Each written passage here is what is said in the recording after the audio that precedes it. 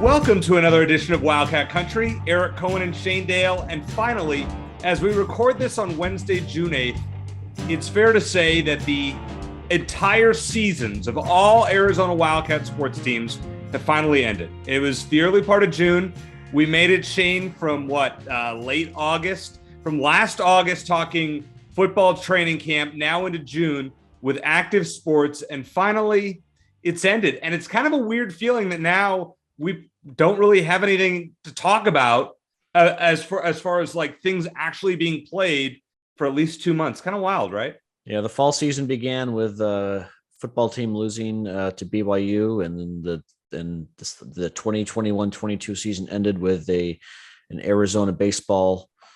Was it the baseball team lost to Ole Miss before? They lost twice to Ole Miss. Yeah. Before the softball team. Oh yeah, they did. Yeah. So a lot and a lot of crap in between. Both good and bad. Good crap and bad crap.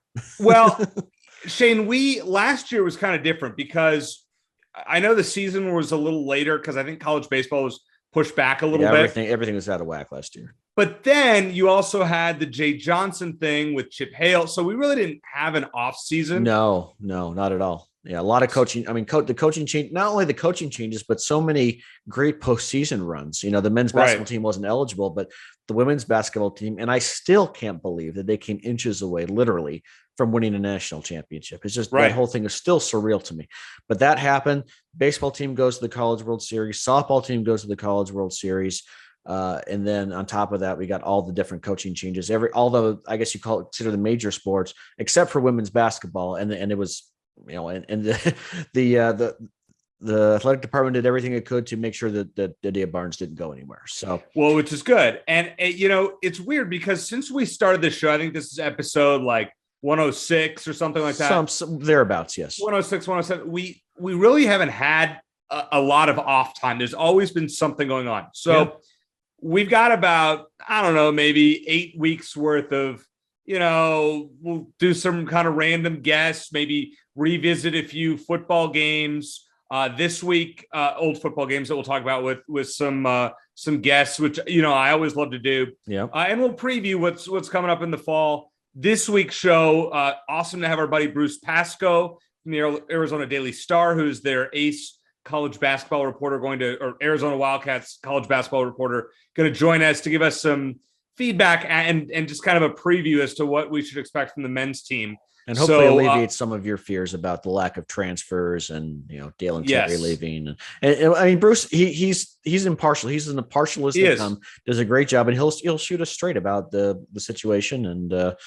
And maybe we'll learn more about that. And if the IARP decision is ever going to come down and when that might be. And, you know, that's been going on for 5+ years now. So it just never wants to end. It'll be weird when we're like past it and we don't know, like we're not worried about sanctions or what's going to happen next. It's like, wow, we'll be done.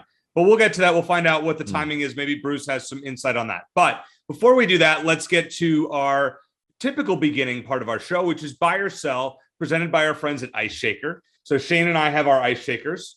If you can see mine, which kind of fades. If you're yours fades away and mine makes my screen go dark. Yeah, it's very strange. Anyways, these ice shakers are awesome. They're great Father's Day gifts. Check them out, iceshaker.com. For $5 off, use promo code Wildcat Country, capital W, capital C. And as I said, these are awesome Father's Day gifts, whether you want to get your dad a Wildcat Country one or any other kind of ice shaker. These things are absolutely legit. So you know, my favorite part of it, Eric, is you hold one of these and you just look and feel smarter. You know, I do, and it's rare for me. Yeah. All right. It helps with your. You should hold this in your hand whenever you're making your gambling picks. Yeah. Well, then I don't want to jinx the. I don't want this to then become a losing thing because I don't think anything can help me with my picks. There is the Wildcat Country curse, but it does not extend to the ice shaker. I assume. No, fortunately not. All right, Buy or Sell, presented by Ice Shaker. Number one, Shane. Buy or Sell, Arizona softball in 2023. Buying it, absolutely. Okay. There's so much hitting coming back, including our guest, Allie Skaggs from last week. It's a fantastic guest, kind enough to join us from Oklahoma City. And by the way, just to recap that, because we haven't touched on it yet, the softball team, I thought did a heck of a job in Oklahoma City. I know you didn't pick them to win a game. They did win one. I did not. Nope, they did win one. They beat Oregon Yep. State. They proved they belong. They took Oklahoma State to the wire. They led in the 6th inning. And then they lost in a close game to Texas, which is battling as we speak now in the championship series. So very proud of what they did. Caitlin Lowe's got the team in the right direction, and so much great hitting coming back. A lot of underclassmen who are going to return. Pitching, we lose Hannah Bowen. Devin Netz will return. Maddie Ellis was basically their third pitcher this season. We didn't see a lot of her. I'm sure we'll see more, but you add another solid pitcher to this team. Yeah. And I think they could contend for the Pac-12, or, at least be toward the top of the Pac-12 again, and have a much better regular season and maybe even be able to host a regional and even a super regional next year. I think absolutely I'm buying them for 2023. Yeah, I am too, Shane. I mean, I think based on what you saw, a team like this that gets hot towards the end of the year, which the Wildcats did, even in the regular season, they went on to win the regionals, the super regionals, made it to Oklahoma City, won a game there. Unfortunately, fell short. Didn't get run ruled, close games. No, they sure they belong there. Yeah, they played 3 games, and they definitely show that they belong. So I mean, they have to be a bye right now. The future seems bright, and Caitlin did a great job. And to get that national exposure on ESPN for 3 games with this team, which a few months ago we wouldn't even talk about it. Like, we just didn't think they were anything worth talking about.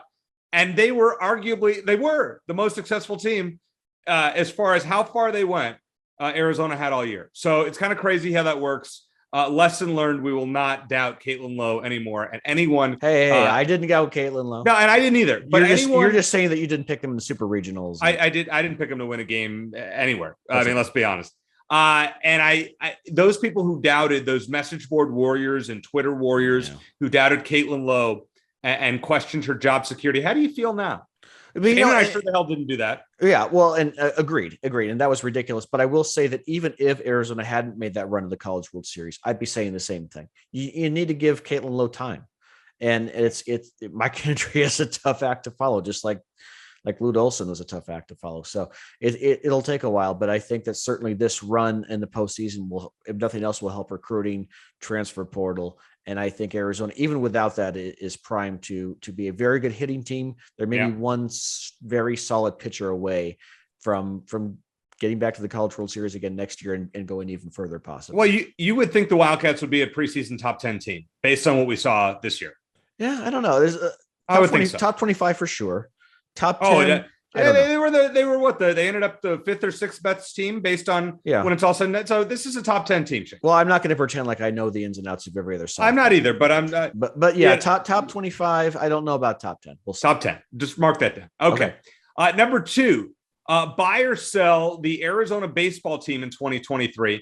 Now, this team won they won 2 games in the Miami Regional, knocked off a top 10 team in Miami and knocked them out, but just got whacked by Ole Miss. The first game was close. It was a 3-run game, and then the second game was like a 17-run game. It wasn't very good. So are you buying or selling Chip Hale's team in 2023? I wish there was a hold option. I wish this was buy, sell, or hold, because I'm just not sure yet. I put it this way. I'm going to buy Chip Hale in the long run because I think he absolutely loves his job. And I think that he's already a great ambassador for the University of Arizona. He's got a good coaching staff. As far as next year, will they get back to the regionals or go even further? I'm going to sell the idea that they're going to go further. I think it's going to take at least another year. I think every coach realistically needs at least 3 years, probably sometimes more, to really turn a program around and make it their own. And Chip Hale inherited some good pieces, but he lost some as well. And he's losing Daniel Susak and some other talented people. So I don't think they're going to be a contender right away. I think maybe by year 3, year 4, I would expect, put it this way, by year 3, I would like to see Arizona at least back in the super regionals. Yeah, I would agree with that. I think they have enough pedigree historically. And something we talked about, and I even mentioned it with Jade Johnson when he was here. By the way, LSU's out of regionals as well. And that's a shame. Can't be upset about that. Yeah. No, I'm not.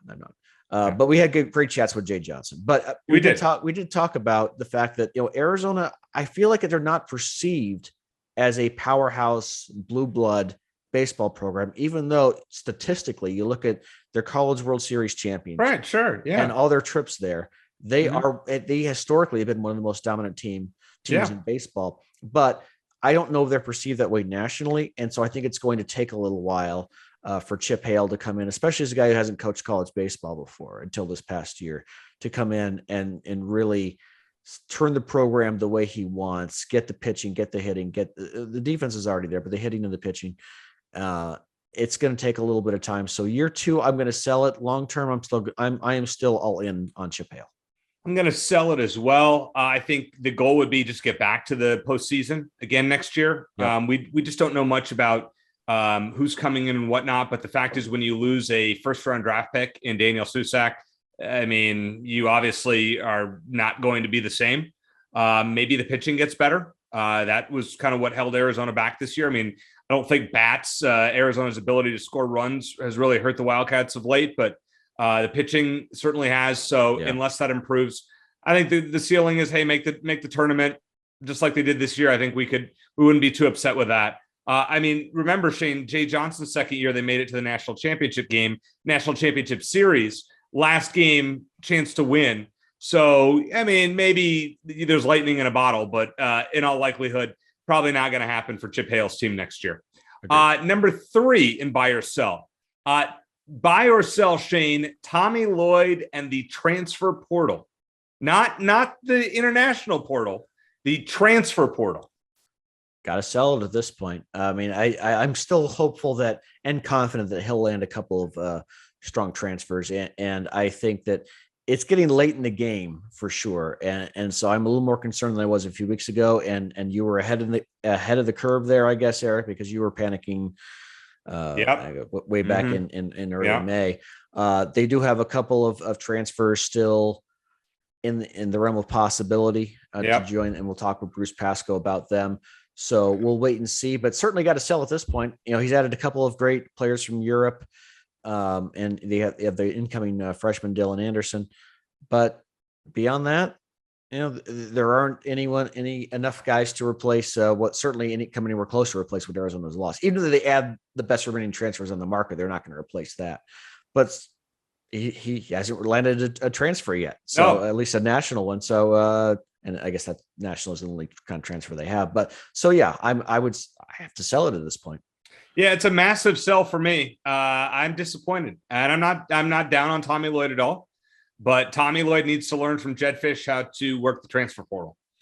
Simple as that. Because this is a national program. This was a number 1 seed in the tournament. You should be able to get players to come to Arizona regardless of impending sanctions or whatnot. Yeah. Odds are, when we'll ask Bruce Pascoe about this, whether they will affect the NCAA tournament eligibility going forward, I would doubt that.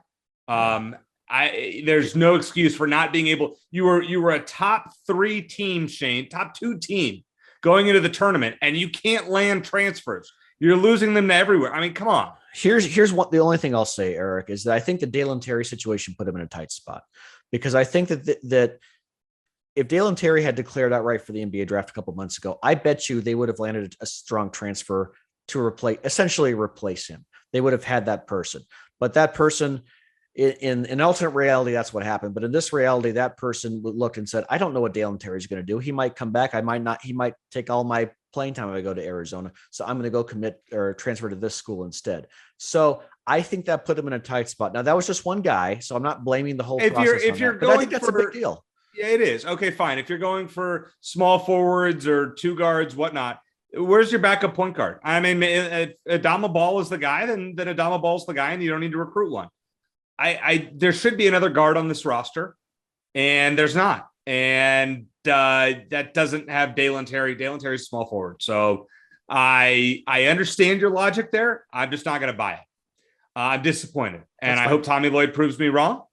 But at this point, I'm disappointed. Okay. Number 4, buy or sell Jedd Fisch's recruiting prowess, especially after he apparently landed 7 commits after a camp this past weekend. That's the easiest buy of the whole thing, isn't it? I mean, it's interesting because I feel like Arizona got off to a great start recruiting last year with Jedd Fisch and during last season. And I think that really had very little to do with the NIL situation. And now that's heating up, and that's become like if not the number one recruiting tool, it's certainly up there. So that changes Sure. the game. So what I'm trying to say is that they were doing a great job recruiting, but even as they were getting going, the landscape changed and they had to adjust to that. And it seems like they've adjusted just fine. I still think it's still a big deal for a lot of student athletes to want to go to a place where they're going to be able to play for guys who have NFL experience, both at the player and coaching level, and will help them get to that next level. I still think that maybe that probably outweighs NIL stuff, because the NFL is much longer term than that. And who knows how long this NIL thing is going to last anyway in its current form. But absolutely love what he's done to have. I think Matt Moreno, our friend Matt Moreno at Rivals, pointed out that after the last series of commits, they're at Arizona's at number 32 nationally for 2023, and that's after being was it top 25 for 2022? 22nd. 22nd now. 22nd and 32nd. I mean, and obviously those are going to change, but if you think about it, if Arizona has the number 22 national class for 2022 and the number 32 recruiting class nationally the following year, how big a step forward is that for Arizona? Add to the fact that if they start winning football games on top of that, that's only going to help. And they're doing that with Jedd Fisch is doing that with one non-interim head coaching win on his resume. Yeah. Period. So fantastic, brilliant job. I mean, I can't say enough about it. Yeah. I mean, it's what he's doing is remarkable. You know, somebody said to me the other day, Shane, well, why should you be getting excited over 3-star recruits? They've won one game since 2019. Kevin Sumlin left this program a dumpster fire, and now you've got players who were excited to come to Arizona. You know, I tweeted last week, Eric, and I off the top of my head, I don't remember who the recruit is, but he listed his top four schools, or I remember that, or is it top four, or is it 4 official visits coming up? Yeah, USC, Alabama, Georgia, and Arizona. Yeah, Arizona should never be in that mix. Remember the Sesame Street game? One of these things is not like the other. Yeah, right. That's Arizona. And we're probably not going to land that recruit, okay? But just to have Arizona in that discussion with those schools, like Arizona is now being chosen ahead of schools, football programs that are frankly better than them. It's remarkable. As opposed to Arizona being, the choice of guys who had other, offers to, Toledo and Central Michigan and a couple of other, non-Power 5 schools, like where Arizona was their number one, like their only Power 5 offer. That landscape has completely changed. It's truly remarkable. What Jedd's doing has been great. There's a lot of reasons for encouragement, and Shane and I in the coming weeks will break down some of these new recruits that have committed. We didn't want to get into it on this week's show, but we will do that going forward. It's just about football season, isn't it? We're getting closer. We got a couple months away, and it's like the spring sports are over. I guess that's what we're talking. Yeah. So I assume we'll be talking a lot of football, as I mentioned at the top of the show. All right, bonus question. Shane, I love this guy, Big Game Boomer on Twitter. We have gone over his some of his selections, and he does these lists and everything. He did his bowl projections the other day, and I tweeted this out. I couldn't believe it. It said that he had Arizona playing Fresno State in the Jimmy Kimmel Los Angeles Bowl. I was stunned to see Arizona on the list. So the bonus buy or sell question for you, Shane, is: are you buying more now that Arizona has a chance to make a bowl game this year, or are you still completely 100% selling that notion of them playing in the postseason? Buying more now compared to where we were 6 months ago at the end of last season. I'll buy it more now, because they've added a lot more talent since then. They have nothing else. They have a actual Power 5 starting quarterback from the looks of it, and adding a bunch of top recruits, including T-Mac, and the wide receiver room, like we talked about a bunch of times, is going to be stacked. We'll see how they do on defense with Don Brown gone, but I'll buy it more now. Do I think they're going to make it to a bowl game? I think if they were playing last year's schedule, I think they could absolutely get there. But like we talked about, this schedule it's rough, tough, to say the least. Yeah. So I think they could be twice as good as they were last year, and maybe win 4 or 5. Oh, they're going to be more than that. This team is light years better talent-wise than it was last season. The key, as far as I'm concerned, if you can get through the non-conference games, San Diego State, home Mississippi State, home North Dakota State, and you're 2-1. I know that's a pipe dream at this point, but let's say that happens. Say that happens. then you're looking at, okay, we can probably find 4 Pac-12 wins at that point to get them there. I think the ceiling for Arizona in the regular season is probably 6 wins. But you look at Colorado and ASU at home. I mean, maybe you upset, probably not USC or Oregon, but, can you pull an upset on the road of a Cal maybe, who you beat last year? So, we'll take it game by game. At this point, I still think 4 wins would be my probable projection at this point, but you never know. So just wanted to point that out. All right, let's talk a little basketball with Bruce Pascoe. Maybe he can give us some words of encouragement, or maybe he's going to be kind of the guy that puts us in our place and says, yeah, we do have a reason for some disappointment. We'll find out here on Wildcat Country. Scooby, we sent you an ice shaker. They are a sponsor, courtesy of our buddy Chris Gronkowski. You have it right there. I love my ice shaker. Fun fact: when I trained with Glenn Gronkowski, everybody, when we were trained together, people thought I was the other Gronk brother. So it's kind of funny. But yes, I love my ice shaker. It is very good. I use it every day. I am a veteran to the ice shaker game, by the way. What's up, Wildcat Country? Chris Gronkowski here. Use coupon code Wildcat Country at iceshaker.com. Shane, always glad to have one of our favorite guests, Bruce Pascoe, who tells it like it is. The ace reporter from the Arizona Daily Star who covers the men's basketball team. Bruce, I'm gonna get right to it because every week I tell Shane I'm just dismayed. The roster going forward, right. I like the European flavor, don't get me wrong, but it just lost a lot losing Dalen Terry. Like, give me some reasons for positivity now in this next season, and tell me it's not a rebuilding year. Well, it's one of these things. It's funny you say that because it's one of these things where if you're one of those fans who just watches them through the tournament and picks it up again at the Red Blue game, you're fine. That's maybe the place you want to be right now, because right now is a really bad time. Not terrible, but they've had a bad week. Yeah, starting with Dalen Terry, losing him, and they thought they knew that was possible, but not really. And then, or they were hoping they would keep him, and then they had a visitor come in over the weekend, and Keon Brooks, and then he commits to Washington a day after he finishes the trip. And he was leaning towards that, but that still that's not great. But I think to answer your question, I think there are, and then Azuolas Tubelis, comes out that he's had a wrist injury, maybe even last season. We don't know, and that's not great. So just a lot of little tough hits at the time. But to answer your question, I think, there's still time. I mean, they're still in on 2 really good transfers and a few others that could help them. And if they can get at least 1, probably 2 is what they would like. Then they've got a team, and the other thing to really think positively, if you're a fan, is at this time last year, we weren't thinking they were going to be all that good anyway. And then look what happened. And so maybe they'll exceed expectations again. If anything, this kind of resets their expectations, because they were going to be, if they kept Dalen Terry, they might've been preseason top 10 again. And everybody be talking about Tommy Lloyd and #1 seed and all this stuff. Now it's going to be kind of like, okay, well, we'll just see. And that takes a lot of pressure off. And I think in a way that can be a good thing. So, Bruce, you alluded to some transfers that Arizona's in play for. Can you talk about the ones that they're most likely to land, or either maybe they're 50-50 for, or at least in the mix for at this point? Yeah, I think probably, we don't know a lot about Courtney Ramey, the guard from Texas, but I think he's the one they probably need the most, because he can play both guard spots, and they kind of need another really good ball handler, veteran guy to take that Justin Kier role, and maybe even do it on a higher level where he could start and then move over in reserve to help Kirk Kriisa at the point. That could be. He's apparently down to West Virginia and Arizona right now.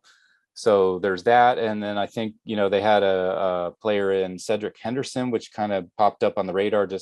He just came into town literally this week. He's been on campus visiting, and he's the son of an NBA player, got some credentials, played pretty well against Duke, I believe, and NC State. And he's got some other high majors look at him. So even though he comes from a small conference, he's a guy that's a veteran guy that, has had some respect that they're looking at, maybe could, definitely could help him a little bit too. And, I think it's puzzling to me that Efe Abogidi, the big guy out of Washington State, they're looking for. There's talk that he's maybe going to sign with the G League or something, and he may be off the board, but he hasn't really said what's going on there. So that's still a possibility as well. I think there's just kind of a lot of things in the fire right now. And here we are talking, and in early June here, and we could see some answers here pretty soon. I think within a week or two. Yeah, with our luck, right after we record this interview. Yeah. Tell me about because we've got opinions from others. I want to get yours, Bruce, on the European guys they've added to this roster for next season. What are your thoughts on them? Could either of them be potentially a starter next season, depending on how the rest of the roster shakes out? Obviously. Well, Filip Borovic, I get pronunciation better on that, but you and everyone else, yeah. I think he's more of a longer term guy, but he's apparently really confident, really one of these energy guys, loves the game, studies the game. He might be able to help him a little bit. And then I think Henry Wiese, the big guy from Estonia, probably helps him more. I mean, he might even have a chance to start at the 5 right away. He could give Umar Ballo run for it. I think at the end of the day, though, Ball has been with Tommy Lloyd so long and knows so much, and obviously played better as last season went on. He's got to be considered the starter, but I think they'll get some help from Visar as well in that area too. And then of course they've also got Dylan Anderson, with some skills and upside, for long term. Maybe he can help them a little bit in spots right away. So I think that the good part is for Arizona, they've got some pretty good players up front, and then assuming Tubelis comes, and gets that wrist taken care of, and I think that's the reason why he's not going to play for Lithuania this summer, is just to make sure he's okay. He should be looking at another all-league season, and can be a really factor there. And then and if they can get another wing or two, then they have the option of maybe having a kind of a smaller lineup where they can if Zoo is on the bench, maybe go with four perimeter guys at times, and have some depth and versatility that way. So I think that those two guys can help to answer that. And then, but I think really Adama Ball is probably, as key as anybody, because the way he played in just those brief spurts we saw late last season, and now without Dalen Terry and Ben Mathurin on the wing, he's gonna have quite an opportunity to either start or play a lot of minutes. And, we'll see. We've just seen little bits and pieces of him, and it's going to be a whole different experience this year. And, at least from what we saw, it's pretty promising. I think he could be a really good player. It's just a matter of, whether it's going to be 2-3 years until he really becomes that guy, it looks like. Bruce, how surprised are you that both Koloko and Dalen Terry ended up going to the NBA? Well, it's all, I guess it just goes back to when do we talk about that question? Because, back in November, even though he played so well at the beginning of the year and got that MVP in Vegas back in November, I was still thinking, well, he's still got a ways to go, offensively, particularly. I didn't see some of the things defensively as the year went on, how versatile he was and the way he could handle switching and things he did, just on both sides of the ball, really. And so I think as the season went on, it appeared that he would at least test it. And then right after the season, I started hearing, no, he's going to go. And I think that was a concern. The staff was not happy about that, but that's life. I mean, the upside is they develop if he turns into a first round or a high second round pick, then, that's something to sell the recruits on if you're producing guys like that. But I think to answer that question, I think, yeah, I guess, if I went back to middle last season, I would say I would have guessed that Terry and Koloko would test it, and then they would probably come back. And Ben Mathurin, we all knew he was gone, and of course he is. But the way it played out, those guys had so much success, and nowadays the money is so good for even second round picks that guys are, and there's more developmental opportunities on the bench in the NBA. I mean, their staffs are bigger. The G League connections are pretty tight with most clubs. So even if you're a guy like Dalen Terry, you might need a year or two of development, maybe going back and forth to G League and NBA. But he can make a lot of money just doing that. Even if he's on a 2-way contract, if he doesn't go in the first round, he can make 500. So like, that's also kind of explain why it goes. But I wouldn't have thought they would stay. But I think what happened with Christian Coloco was he just had that season that really kind of blew up, and I think he's an older guy, being a junior. I think he felt like my upside's not gonna, coming back, what would he gain? He was already defensive player of the year. So Sure. That's part of it too, is the timing. So I guess when you think of it that way, it's not that surprising. But again, yeah, I was a little bit surprised. If I was asked this question in January, I would have said, no, they'll just lose Ben Mathurin and they'll be really good next year.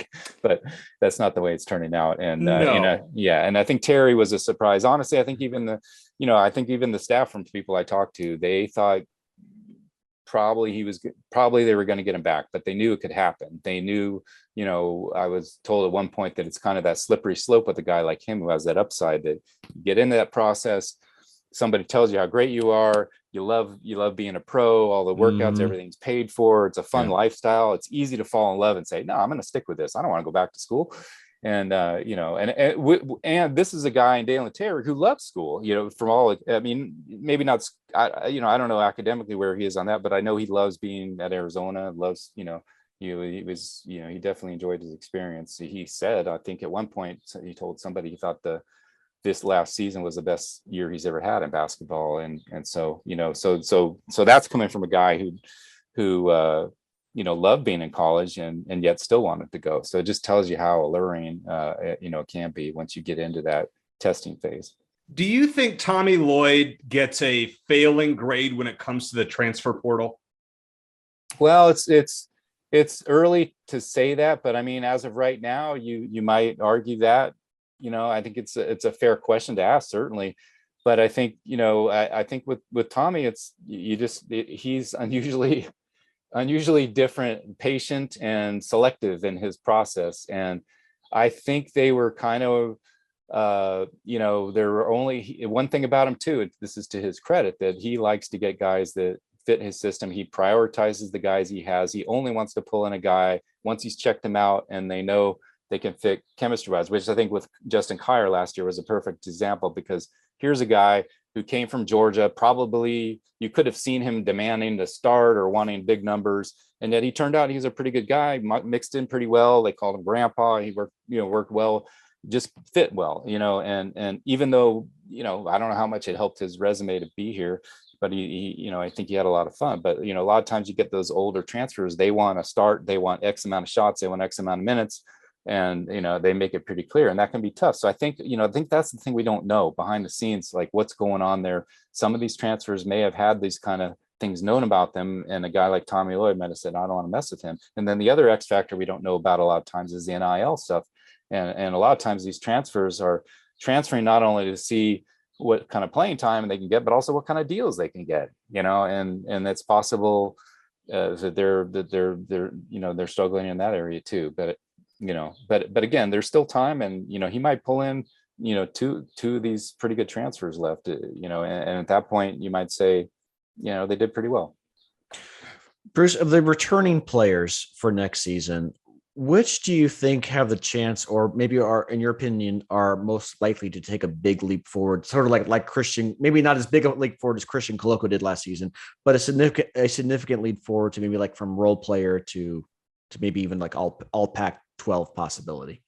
Well, yeah, as far as that, I mean, Adama Ball was kind of the obvious one we talked about. I mean, because I think he'll go from spot minutes to either starter or a guy who plays 20 minutes in the rotation. But I think as far as that all league possibility, I kind of think Pelle Larsson, because I think he could, he came on last year, it's easy to forget he broke his foot in August and came back, but he came back right before the season started. It really wasn't himself until probably December into January, and then he got better as the season went on. Also, he's a guy who can play the point and might have to, especially if they don't get another point guard.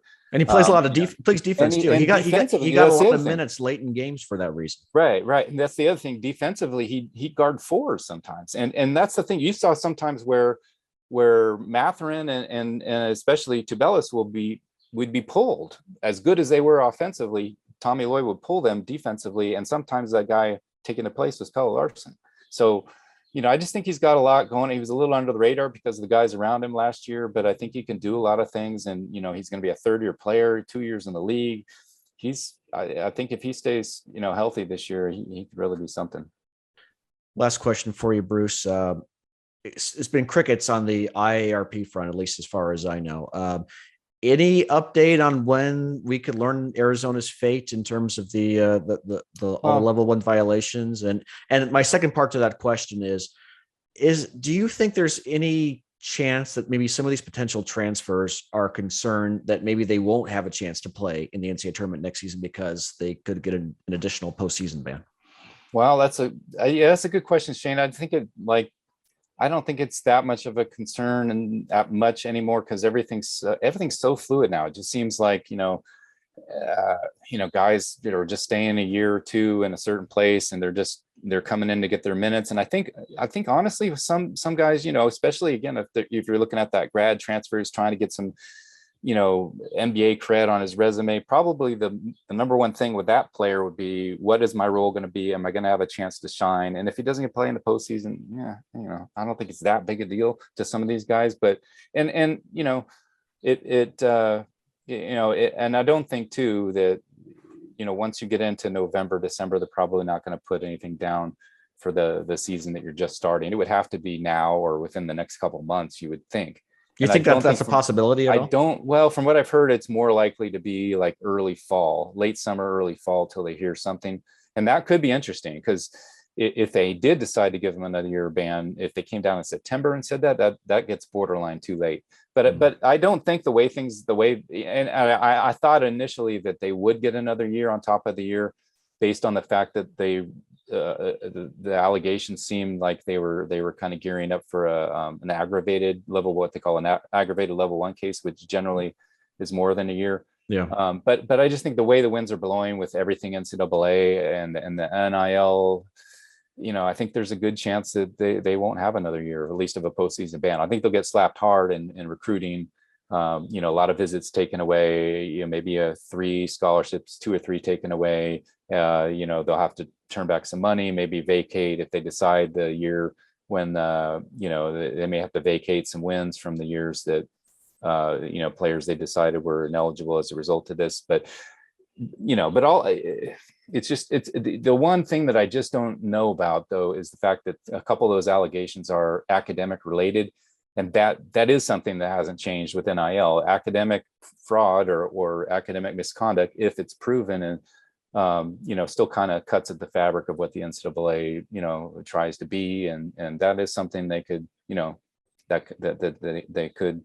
they could come down in Arizona hard for still. But we just don't know. There's so many unknowns, and the IRP is not. They've solved one case, and I think they had somebody who said something along the lines of, "Well, we didn't want to penalize the current players," and right. That's a new revelation because the NCAA never really bothered that. And if that's true, obviously, if that's true, then almost nobody's going to get anything because all these allegations are 4 or 5 years old now. Right. So, so for that reason too, I also think Arizona probably will be okay. But you never know. There's so many unknowns with this thing and this IRP process, and who's going to be on the panel at that day, and who knows. But we should know. The good thing is, knocking on wood here, we should have it should all be over by sometime next fall, and then we can put that chapter behind us. Let us hope. All right, last question for me, Bruce. When we had you on before last season, you were honest and you said, I think Arizona is probably right in the middle of the pack in the Pac-12, and we know obviously they had a good year, and we had you on since then, and you said, okay, I owned it and whatnot. All right, as it stands now, which is why I say we're talking about how they're having a bad June. Well, right, it may not matter. They may be so I'm going to ask you again. It's early June. There's a lot that can happen between now and then. What do you see for next year's team as far as the ceiling? Just from your guess, and I know there's a lot that can change. I will not hold you to this, I promise. Yeah, well, it's always one of those things. In the tournament, of course, it gets into, you get into matchups and there's luck a little bit sometimes and this and that. Sure. But I would think that, the ceiling might be similar to Sweet 16 finish like this year. That this year their ceiling turned out, they made it higher as the season went on, but they just ran into a bad matchup there with TCU and then Houston. So, but yeah, I would think that, they could be they should be entering the year as a borderline top 25. And I'm assuming they get at least one more good player. Assuming that, then I think they're borderline top 25 and maybe, get into the tournament and maybe a second weekend team. And then on the Pac-12 front, should be able to get one of those top 4 seeds. But that it's going to be the way it looks right now, it's going to be a very competitive race in the Pac-12. I think at the top, I think there's going to be probably 4 teams right there, and they're all going to be very similar. So, but I think that's their ceiling. Probably, I'd say, they should aim for a, Pac-12 tournament bye to get a 2, 3, 4 seed if they don't win it all, and then maybe win a game or 2 in the tournament. Bruce, as always, we thank you for your honesty, your credibility, and everything in between. You're a great guest, and Shane and I always enjoy having you on, and I'm sure we will talk to you again soon. Yeah, absolutely. Thanks for having me, guys.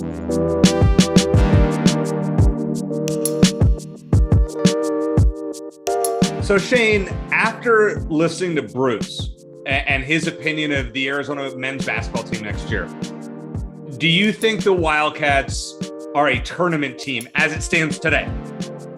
You mean if they don't add anyone else? If their team right now, are they a tournament team as of now? No, I don't think so. Yes, they are. No, okay. No. Yes. No. But I do agree with Bruce. They're going to get somebody. I mean, somebody's going to want to come play.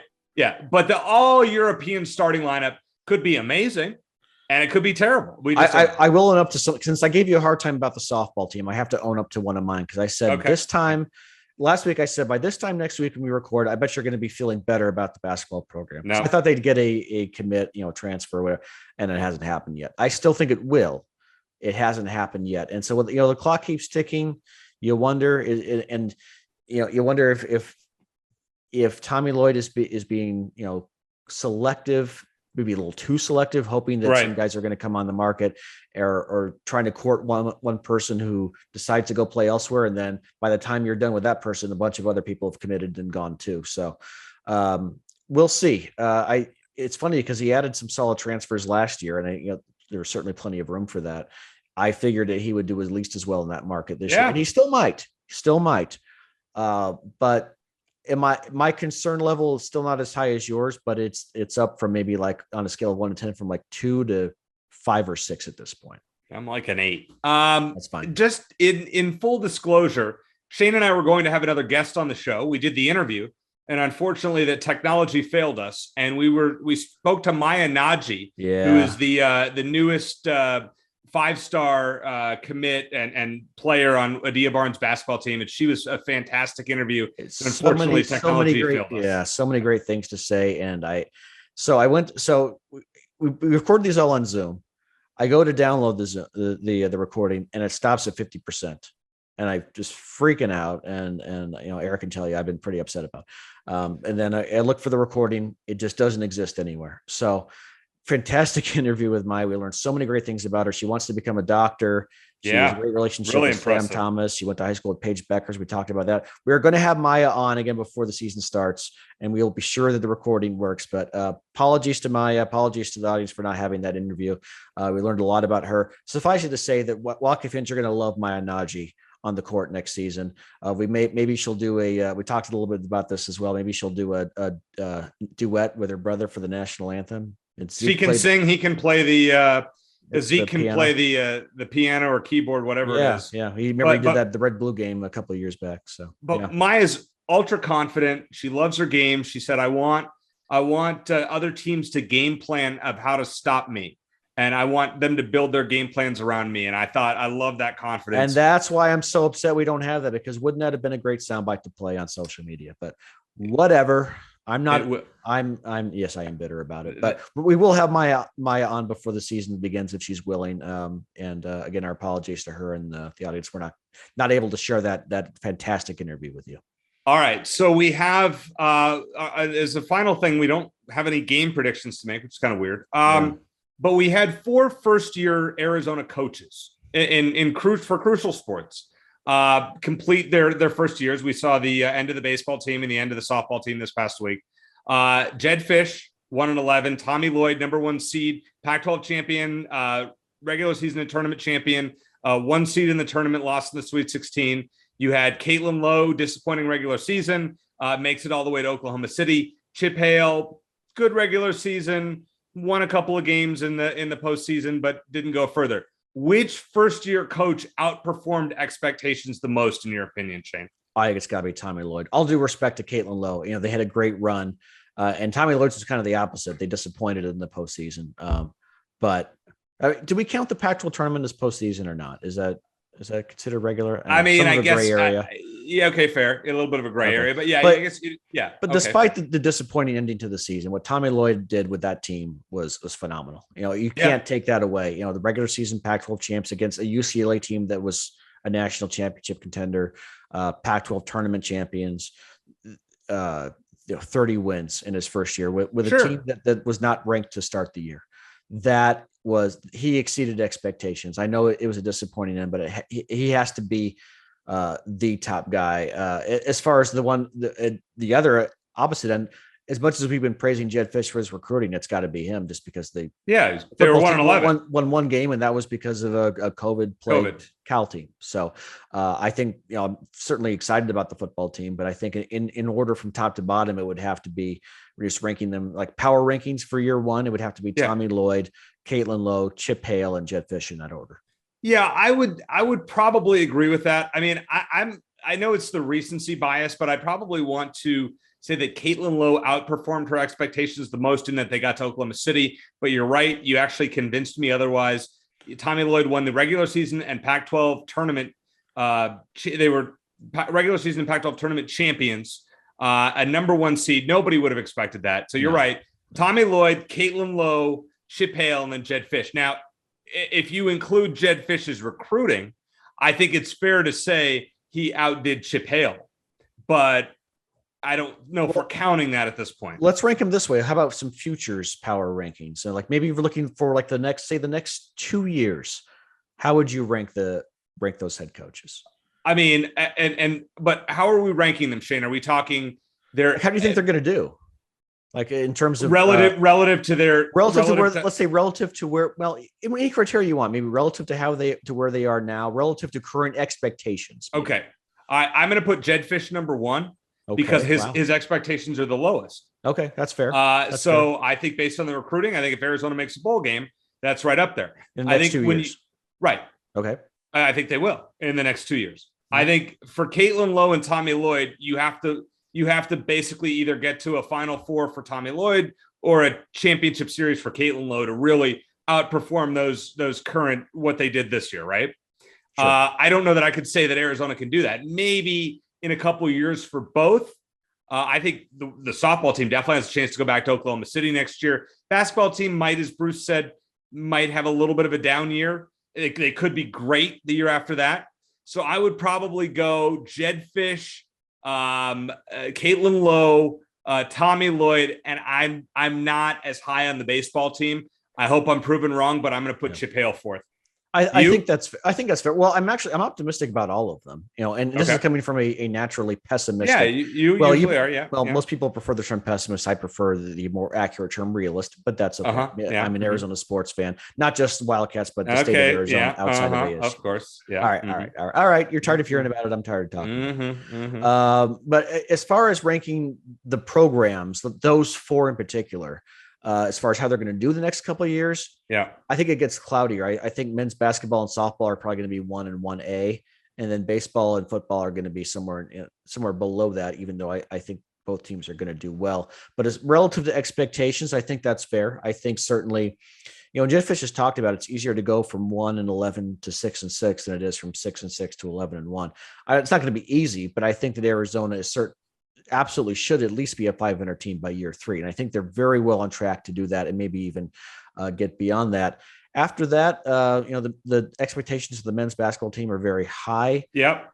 So that's going to be tough to duplicate. I think that Caitlin Lowe is very well positioned to make Arizona a perennial College World Series team. Like Mike Andrea had this program for a lot of years. Mm-hmm. The baseball program, I could see more in the area of kind of what they did this year.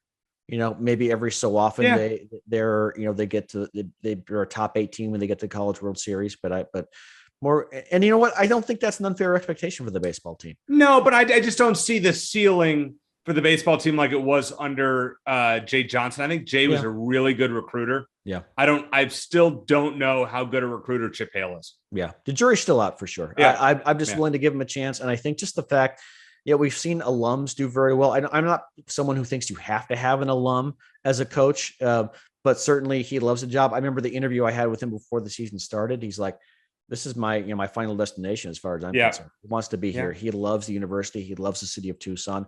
I think that matters. You still have to have great assistants who can recruit. Sure.